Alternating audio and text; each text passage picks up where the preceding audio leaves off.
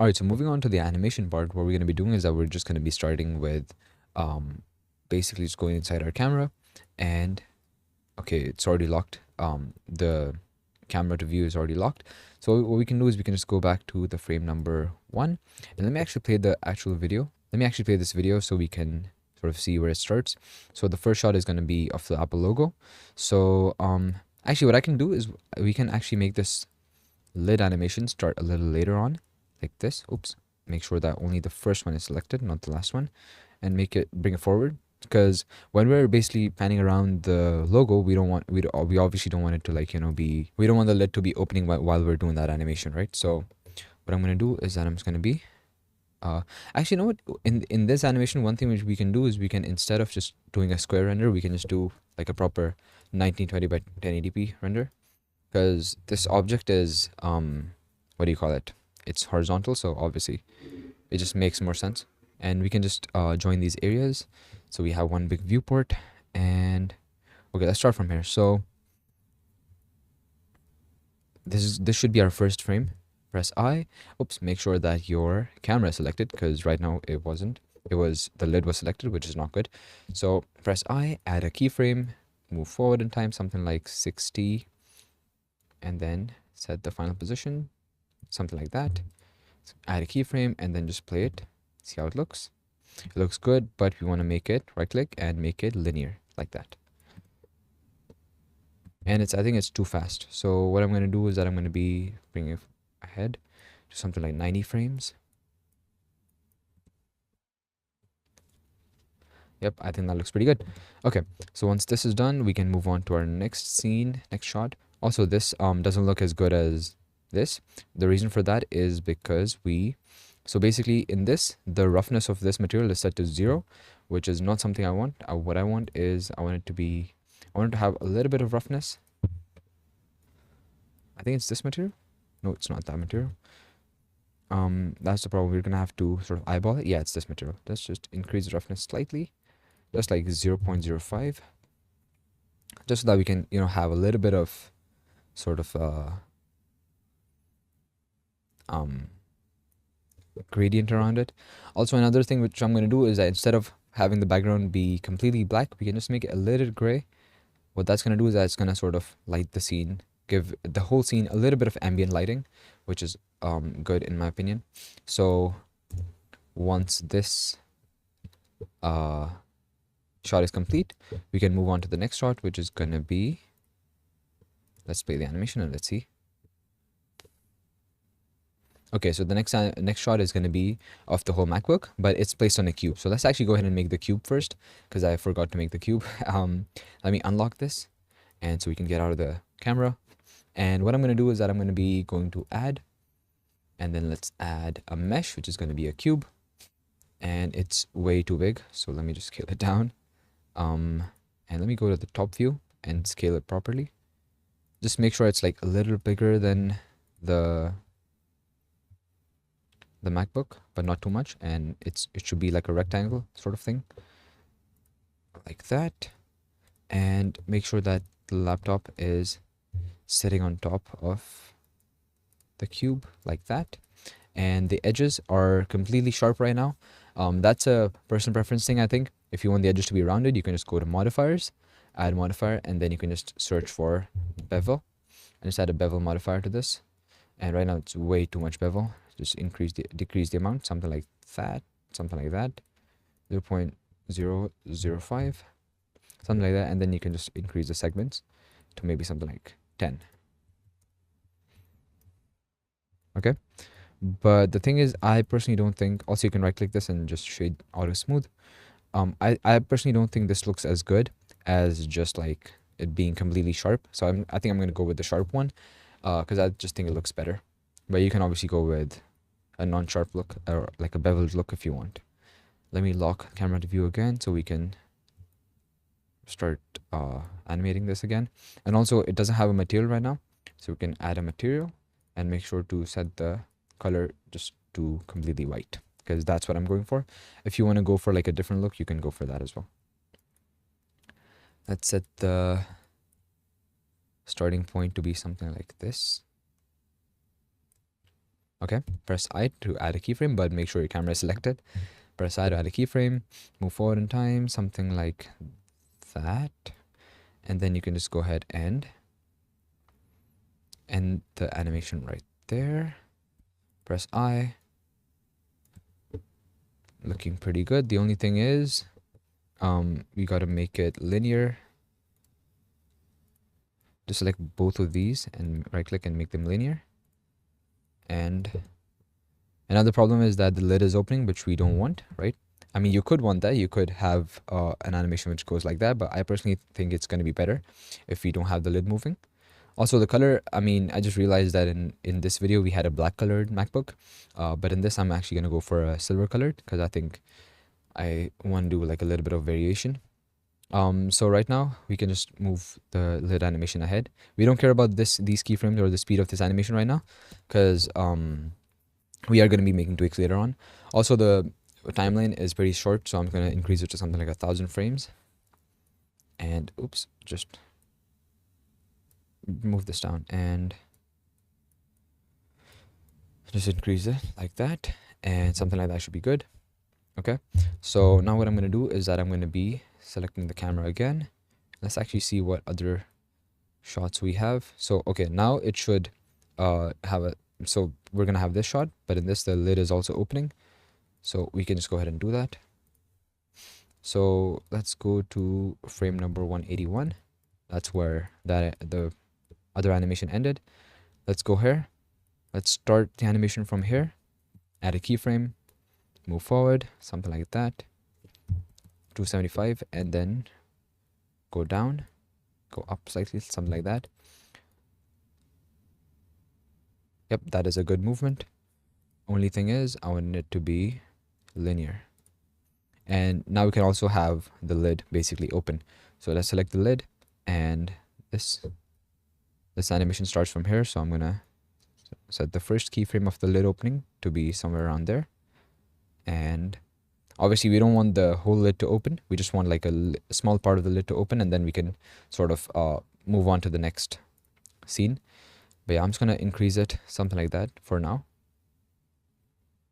Okay, so once that animation, this shot ends at frame number 275, we can go to frame number 276 and then just change the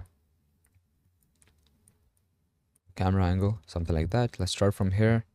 I add a keyframe, but make sure your camera is selected. Add a keyframe, go ahead, go forward in time, something like 400 might be fine, and then just move up, something like that. Add a keyframe. Yep, I think it looks pretty good. Perfect. So once this shot is done, and for the keyboard shot, I'm gonna go to frame number 401 because the first animation ended at frame number 400.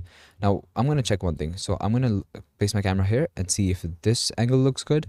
Right, it looks pretty decent, but I think this angle looks better, or does it? Actually, no.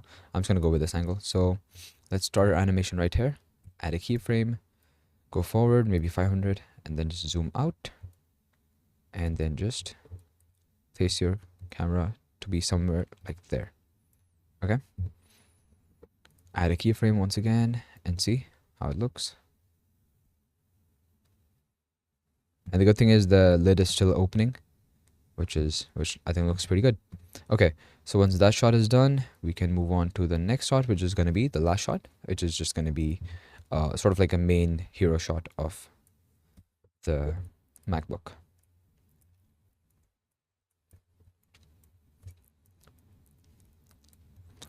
Let's start it from here.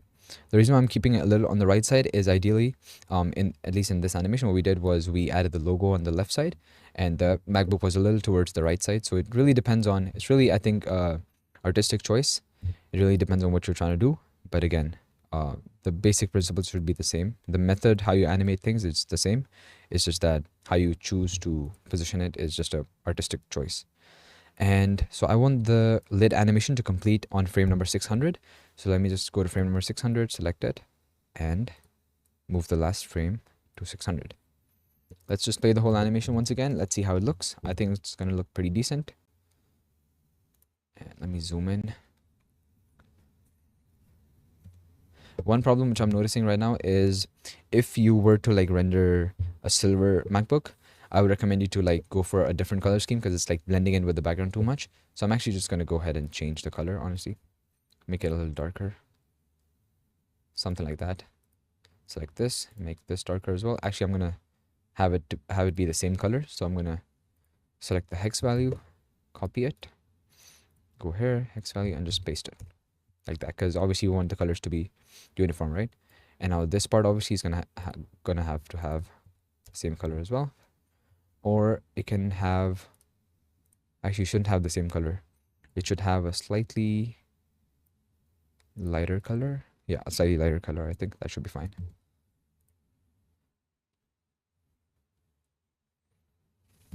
I think the difference in colors is too much. Let me make it a little less. That should be fine.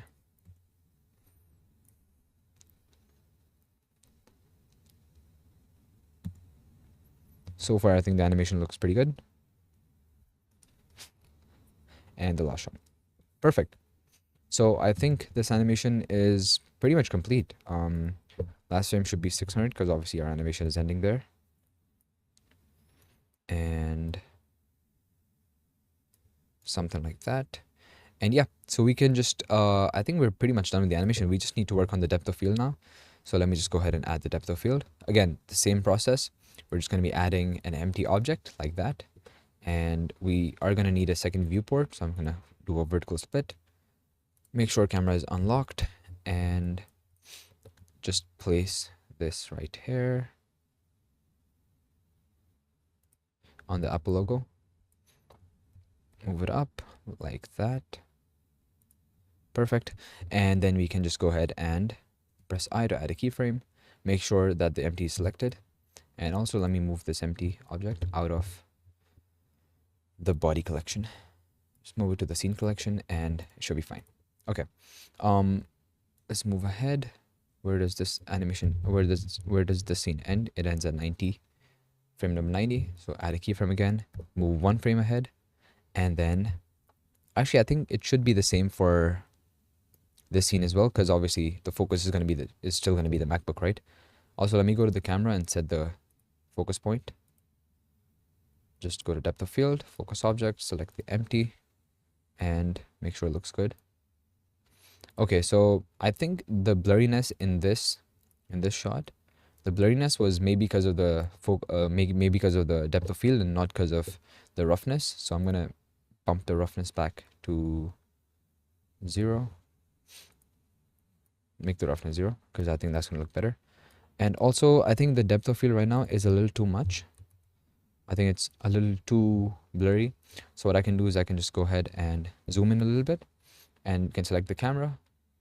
Go down to your f-stop, and this f-stop is gonna control how much blurriness in your image is gonna have. So if you increase the value to something like 10, it's gonna have a lot less blurriness. If you decrease the value to 1, it's gonna have a lot of blurriness, right? So I think something like 4, actually not 4. The scene needs a lot more. Something like 8 might be a good position. Let's see how this looks. I think it's a little too blurred still. So how about we make it 12? Again, this is also going to depend on the scale of your object, and this object scale is pretty small. Because when I added a cube, you're going to see that the default cube is way bigger than this, right? So it's obviously, there's obviously some problems with the scale, but it's fine.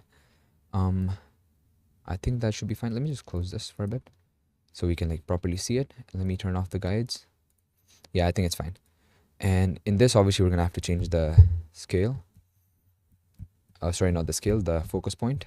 So frame number 180 should have this keyframe. Oops, my bad. The second keyframe should be till frame number 180 because that's where the position is remaining the same.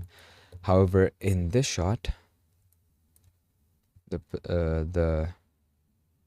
what do you call it? The position of the focal point is going to have to be this. Oops, I forgot to add a keyframe. My bad. G, Shift Z, place it right there, and you can press I to add a keyframe.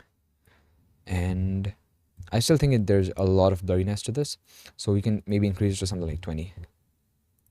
And okay, perfect.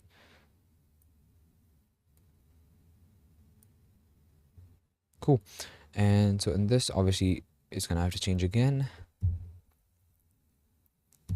Go here, frame number 275, add a keyframe so that the position is the same. Go to frame number 276, the next frame, and change the position. G, Shift Z, set it to be right there, and press I to add another keyframe. Okay, I still think it's way too blurry. It shouldn't be that blurry. How about we set it to something like 40? I think that's more reasonable, honestly. Something like 40 should be good. But in your future renders, what I would recommend you do is that I would actually recommend you to make sure that your scale is correct so that you can use realistic, what do you call it? You can use realistic f-stop values. But I think for now we're good. Alright, so this empty, actually I'm gonna be moving this empty because right now the thing is, if I zoom in, you're gonna see that the focus is right here, but the keyboard is actually out of focus. That's not what we want. We want the keyboard and the screen to be in focus. So what I'm gonna do is I'm gonna select the empty object, and the moment this starts, basically this keyframe, this last keyframe, I'm just gonna be selecting it and deleting it. Right now we can go to frame number 276 and we can place it properly. One sec. Somewhere like here might be a good option. I think something like that should be a good option. Yeah, probably somewhere there. Okay, so press I to add a keyframe and location, rotation, scale. Move forward. Let's see if everything is in focus. You can also press these two buttons just to get a better idea. Yeah, should be fine. Okay, so that's done. Now, I think for the last shot, this focal point is going to be fine. Actually, no, for the keyboard shot, it's not going to be fine. But for this shot, that with that same exact one would be fine. But anyways, so up till frame number 400, it's going to be the same. So I'm just going to press I again and add another keyframe, move one frame ahead. And so with this, what I'm going to do is that I'm actually going to be setting the focal point to somewhere here. Like somewhere here, so that some parts of the keyboard are blurred, some parts are not blurred, so it's gonna give us a good effect. So add a keyframe, let's go back, and so you can see that some parts of the keyboard are blurred, some parts are not. Perfect. So you can also have this move, so like you can have a move with your camera. You can basically animate it, but we're not gonna do that because I tried it in, I think, the original render, but the results weren't that great, so I think I'm not gonna do that this time. But yeah, so go up to frame 500. Actually, this focal point should be fine for this render as well. Oh, sorry, this scene as well, the shot, because yeah, where else are we gonna move it? I think it's fine. Okay, so I think we're pretty much done with the focus part of render. Let's see. I think this render came out pretty well. Make sure that the background is not going to be visible in the render. I think we're just going to have to add that manually inside of editing software. I'm going to be using Premiere, but you can use any editing software. Perfect. And going. Yeah, I think it looks pretty good. So we can just go ahead and render this out. I don't think we have anything else left to do. Let me just make sure. Let me open the original render again.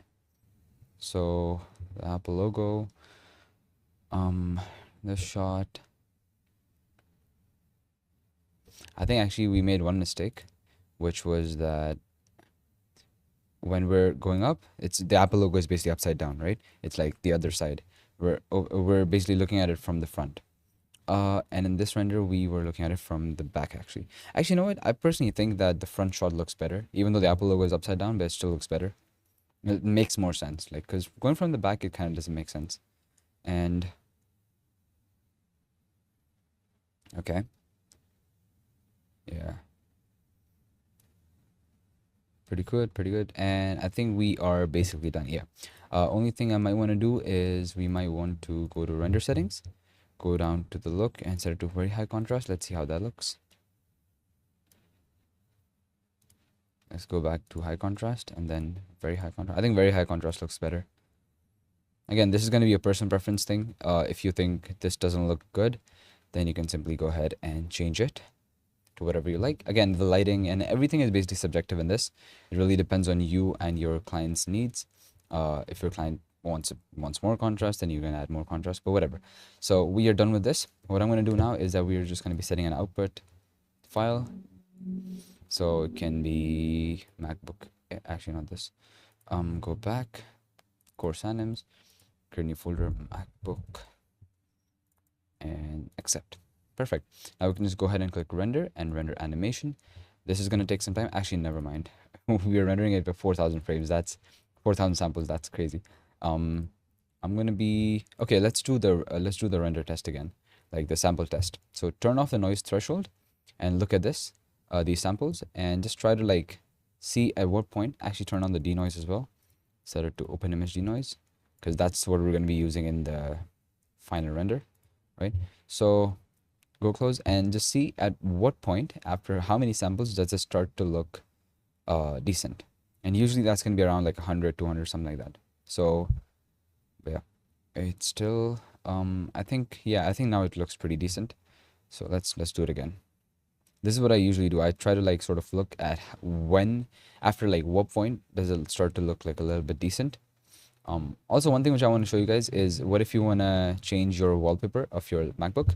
That's pretty simple as well. It's going to be we're basically using an emission texture, an emission material. So we can just go to shading, and I'm going to show you how to change the wallpaper if you want,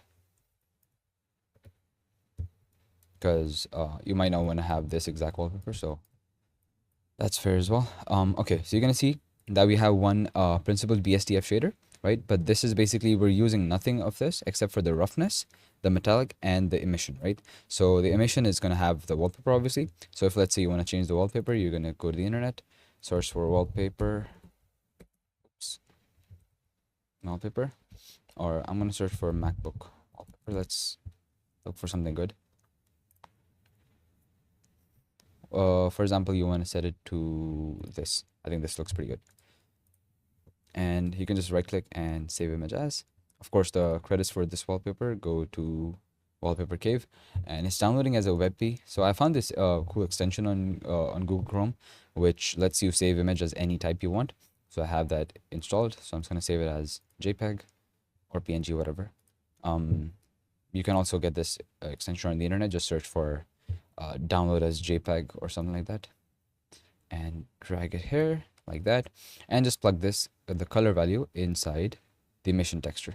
Oops, my bad. Not directly. You're gonna open it first, and then you're gonna see this color tab. So you're just gonna be inputting it right there. Perfect. You can also set the strength. So for example, if you set it 2, it's gonna be more bright, obviously. But yeah, 1 should be fine for us. Let's go back, and you can see that it looks pretty good. Perfect. Also, one thing which you might want to do is, if you look at MacBook screens, they're perfectly reflective, right? But this is not perfectly reflective. So you can also reduce the roughness down to 0 if you want. But that's again a personal preference thing. I usually like to add a little bit of roughness to everything, because in real life nothing is completely shiny. But again, it depends on what sort of look you're going for. If you're going for like that studio look, and like if you're not going for like hyper realism, and you're going for like it looking the best it can, then I would recommend you to set the roughness to 0. And you can also change the shape of your lights, because usually if you look at Apple websites and like the Apple renders, if I go to apple.com, I'm just going to show you one thing. So recently they launched the Vision Pro, right? So you can see that the reflections and the lights, they're never like, there's never any edges in this, right? Even if we go to the Mac, you're going to see that if I go down, you're going to see that you're never going to see an edge in the reflection, right? It's all going to be like either just completely flat or like a circle. So let me see if they have any renders there. So if you open this, I mean, these renders are like, also, by the way, Apple websites are just absolutely amazing. Sometimes when I'm just bored and I want some inspiration, I just come to the Apple website and I just browse. And I'm honestly a huge fan of Apple. Okay, you can see that the lights are there's never any edges, right? So let's actually try to do that. The way they do that is by having the lights in such a way that the edges are not visible, basically, right? So the way you do that is by just simply increasing the height of the lights quite a lot. So what they do is basically select all the lights, all of them like that, press S and Z and scale it up in the Z axis like that a little bit, not a lot obviously. And then you have to sort of oops, my bad. And then what you have to do is you have to position your animation in such a way that it does position your camera in such a way that it doesn't like show. So for example, this light right here, I'm gonna have to move it something like or maybe I'll have to increase in this like that. Oops, my bad. SX, sorry. So you can see that now the edge is sort of not visible, and it's like, again, it is visible, but like we're gonna have to make some more tweaks and adjustments. You can also move it to a position where it's like not visible, like something like that might be a better position. Yeah, you can see that this is a much better position. But again, the lighting is affected by this, and you're gonna have to sort of find a sweet spot for this.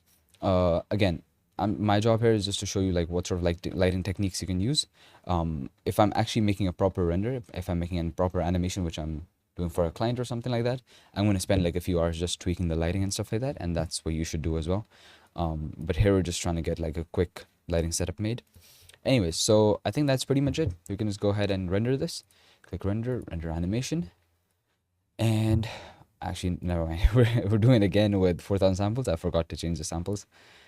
I keep going on tangents. So I think something like 300 might be a good option. Again, it depends on how much time you're willing to let it render and how strong your computer is. So I think something like that should be good. All right, so I'll see you when this is done, and then we can go ahead and compile this and add a background inside of Premiere Pro.